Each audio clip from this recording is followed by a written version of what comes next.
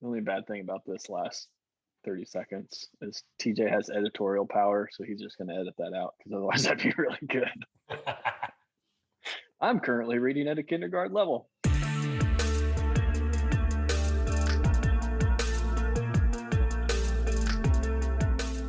Tonight we are going to try, well, I've tried it several times, as you can see, but these guys are going to try it for the first time, which is the Pursuit United. So Pursuit United is a brand new bottle that is put out by the guys that do Bourbon Pursuit. So Kenny Coleman and Ryan Cecil. They've been doing single barrels, and I've got a couple of them back there behind me, where they do a couple picks and things like that. But they really decided that they wanted to start blending their own product and having it readily available. They've got a 10-year plan set out and everything like that. So they want to get it really, really available. Right now it's limited. You can find it in Kentucky and a couple states around the area. The best chance of you getting a bottle is actually sealbox.com, and they ship to most major places. Should have another shipment available June or July is kind of what they're hoping for. But it is a blend, and it's a blend from Finger Licks Distillery, Bardstown Bourbon Company, which is right down the road, and then they signed a non-disclosure agreement with a Tennessee company, but we know for a fact it's not Dickel.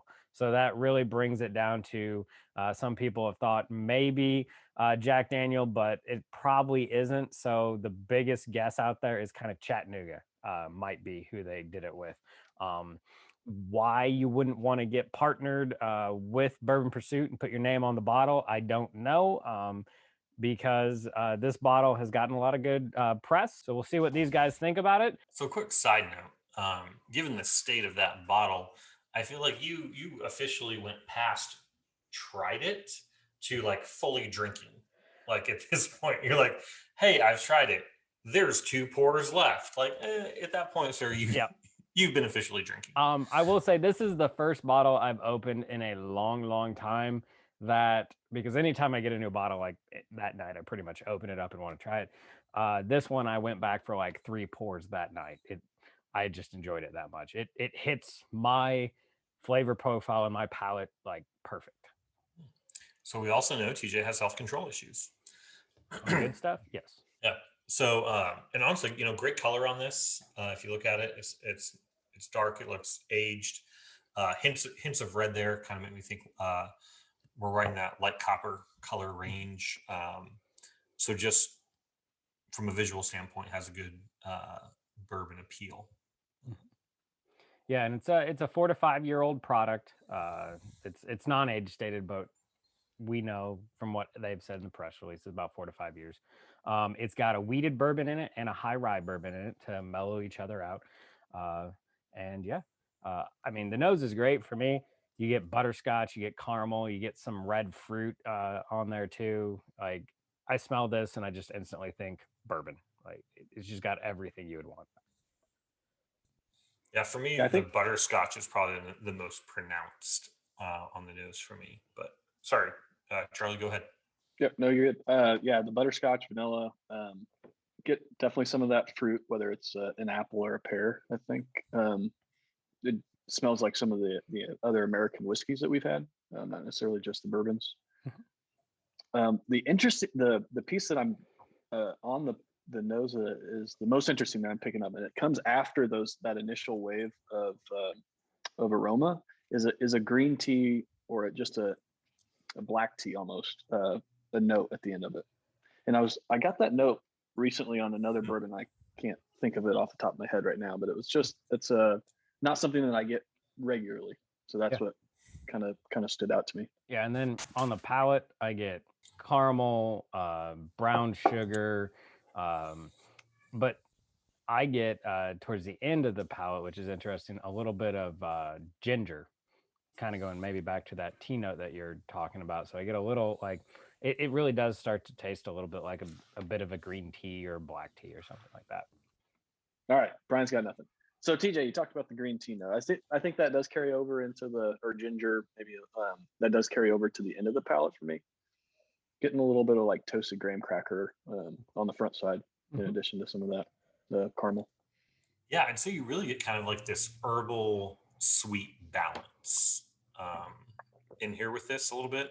Um, Almost like someone who, you've steeped your tea nicely, and then you just like fill half the tea with honey, mix it up. That's what you get this in a bourbon. I think what's interesting, and it's bravo to Kenny and Ryan. I mean, I get some of those young notes, so I can kind of tell that it's a 4 and a 5 year, but it's so well layered and it's subdued that's like it's actually a nice. It's just a nice combination of flavors in there, and that's where I get. It's not necessarily a doughy note that sometimes is to me very negative with some young whiskey. It's like it's more of a baked bread kind of a toast, a graham cracker taste. Yeah, and to be honest, I'm glad they went with the younger product, because if they did the older product, you're gonna not get a $60 bottle for them to make a profit, which they need to make a profit off of this. You're suddenly now talking $120, $150 bottle. And I want a bourbon that I can buy, drink, enjoy, and then go back and get another bottle. So I'm glad they went with some of the younger stuff. So Yeah. And you guys may disagree with this, but I feel like this gives you kind of, we talk about some bourbons as like they just have like this consistent profile throughout. I feel like this one, like you get sweet, but you get like different sweet, different points in time. And it's kind of some of those herbal, like notes you get kind of at different points in time, but they all work together very nicely. mhm. It's like you get this, then you get this, then you get this, and even the finish, like it's a little bit of a sweeter finish, not really strong on the pepper, but then even on the back end of the finish, I feel like I get a little bit of sweet going on there as well. Um, Unique product, very enjoyable start to finish, but I just don't feel like it's one of those weird things where it's just not consistent, where it's the same start to finish. I get a little bit here, a little bit here, a little bit here, different. Yeah. Yeah. I'll go first. So for the nose, I'm at a 3.5. I find it a very enjoyable nose. There's a lot of different things going on there, and yeah, I very much enjoy it. I like the complexity with the traditional bourbon notes, the fruit, and then that tea note that comes in at the end. Yeah, I'm at a 3.5. I was right on the line between 3 and 3.5, so it doesn't matter. Get on the train. Yep. get out, get out of the way. Train's coming through. Well, 3.5 it is. since your nose didn't matter, what do you say for the palate? We'll let you go first. His palate may not matter either, but I'm going 3.5. I would say I'm also Very going nice. 3.5.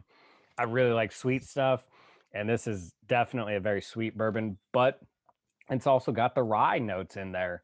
It transitions from sweet to a peppery rye finish, with the green tea notes in there too.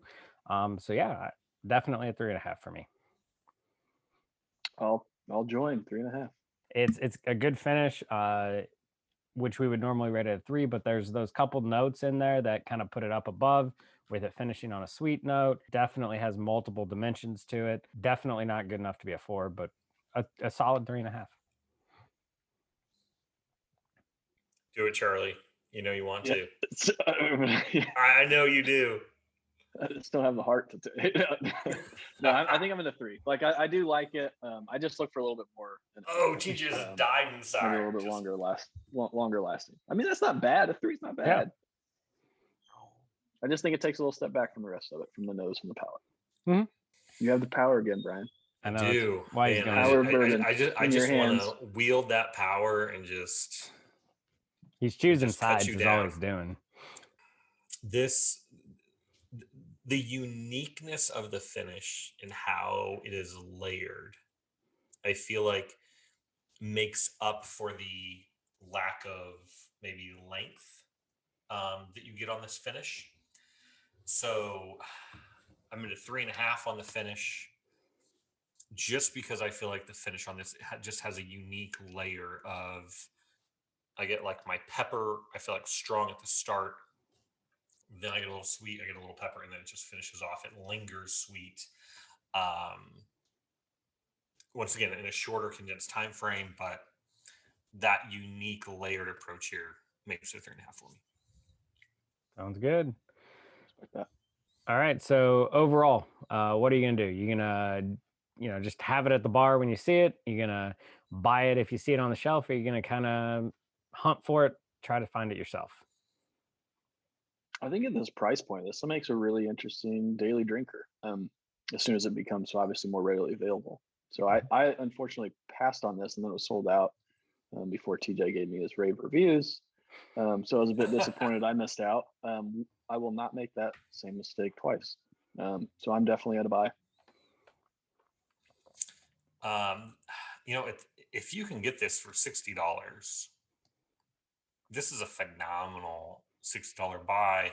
I would be willing to hunt this a little bit. I don't know if I'd hunt super hard, but it was something I would definitely drive around if I knew there was some in the area. Right around release time, I would intentionally go to places to see if this is there. So I'd say it's a light hunt, casual hunt. For me, I will always have a bottle of this on the bar. I might actually have a backup, to be honest. So come June or July, when they start throwing them up on Sealbox, of course, I will make sure that I purchase it because I'm not going to second chance it of trying to find it at Total Wine and them not have a bottle of it. It is something that definitely want to guarantee that I have. I think it's that good, and I think it's just going to get better and better. So overall, they did a great job. Definitely support them if you get a chance to buy it. You won't be disappointed with this bottle. So once again, thanks for watching. Please hit the subscribe button, hit the like button. Let us know if there's another bottle that you think we should try. We haven't done Balcones yet, so maybe in the future we'll start hitting up some of that Texas whiskey. But yeah, see you next time. Stay neat. Our bourbon.